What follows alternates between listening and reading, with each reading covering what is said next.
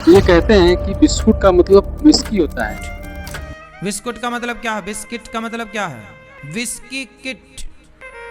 Biscuit जिसमें biscuit कूट के भरा हो वो बिस्कुट। और 25 साल की लड़कियां 4 जगह मुंह मार कर क्योंकि अब लड़कियां लाते हैं 25 साल की। जी। अब 25 साल की लड़की 4 जगह वो मुंह मार चुकी होती है।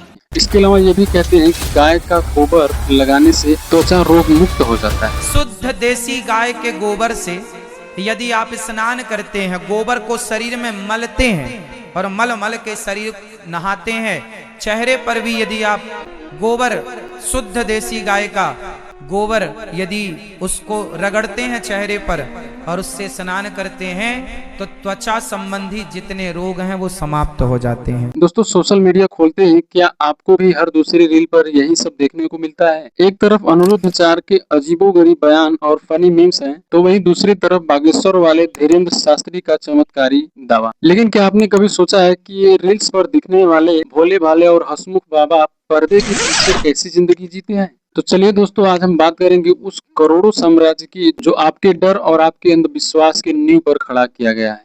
आइए आइए, बस बस बस, छूना नहीं है, मैं अछूत आदमी है।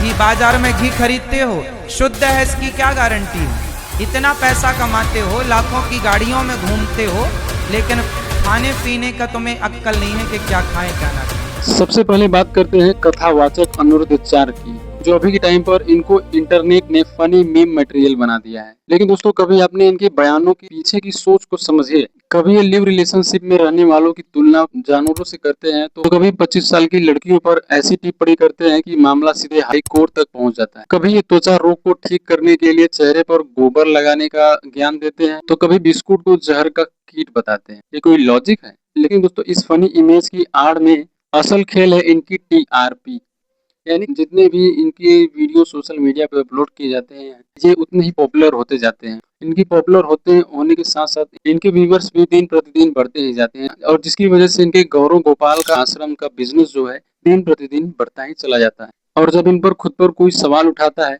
तो ये साफ साफ कह देते हैं कि देखो, ये वीडियो तो एडिट किया गया है, आजकल एआई का जमाना है, मेरी बात को यहाँ पे गलत तरीके से पेश किया गया है, ये बोलकर वहां से निकल लेते हैं। अब आते हैं दोस्तों दूसरे नंबर पर बागेश्वर धाम के धीरेन्द्र शास्त्री बाबा पर। ये दावा करते हैं कि किसी के मन की बात जाने बिना उनकी परेशानियों को एक कागज की पर्ची पर लिख देते हैं।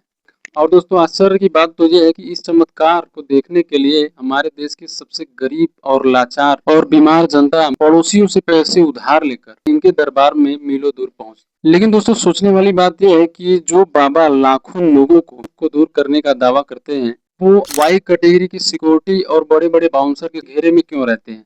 आप लोगों ने देखा होगा जहाँ पर भी ये फेमस बाबा निकलते हैं, उनके आगे पीछे बहुत सारे पापाराजी या फिर बाउंसर या इनके सिक्योरिटी गार्ड जरूर रहते हैं, जो इनको पूरी तरीके से सिक्योर फील कराते हैं। जरा सोचकर देखिए दोस्तों कि जो बाबा भूत प्रेत और इन बालाओं को भगाने की हिम्मत रखता है, वो इंसानों से इतना क्यों डर रहा है, क्यों अपने गार्ड के घेरे में हमेशा रहता है? चलो मान लेते हैं कि ये धर्म का प्रचार है, लेकिन हमारे देश की जो सनातन धर्म है, वो किसी सन्यासी को आलीशान होटलों में रहना और चार्टर फ्लाइट में घूमने और विदेशों में वीआईपी टूर करने की अनुमति नहीं दी गई है।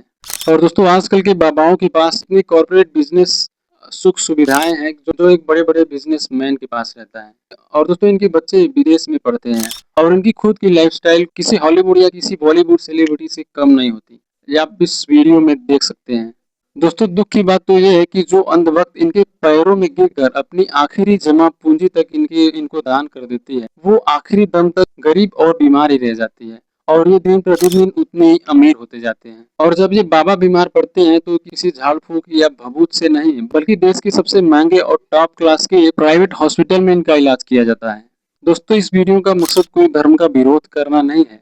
हम जानते हैं कि सनातन धर्म महान धर्म है और ईश्वर पर आस्था रखना हर किसी इंसान का अपना एक निजी अधिकार है। लेकिन दोस्तों, आपको भी पता होगा कि भगवान ईश्वर जो है किसी पर्ची या किसी वीआईपी आश्रम की किसी आलीशान होटल में नहीं रहते हैं। और दोस्तों, जरा सोचकर देखिए, जो आप लोगों की कमाई पर ऐश कर रहा है, वो आपकी किस्मत कैसे बदल सकता है? अपनी आंखें खोलिए और इस अंधविश्वास के घेरे से बाहर निकलिए। आपकी किस्मत किसी बाबा के आशीर्वाद से नहीं, बल्कि आपकी खुद की पढ़ाई और मेहनत और सही कर्मों से बदलेगी। बाकी दोस्तों ये वीडियो कैसा लगा प्लीज हमें कमेंट बॉक्स में जरूर लिखिएगा, और आपको अच्छा लगा हो तो इस वीडियो को जरूर एक लाइक कीजिएगा, और इस वीडियो को अपने दोस्तों और अपने परिवारों के साथ जरूर शेयर कीजिए ताकि वो इन ढोंगियों और पाखंडियों की चपेट में आने से बच सके। जय हिंद।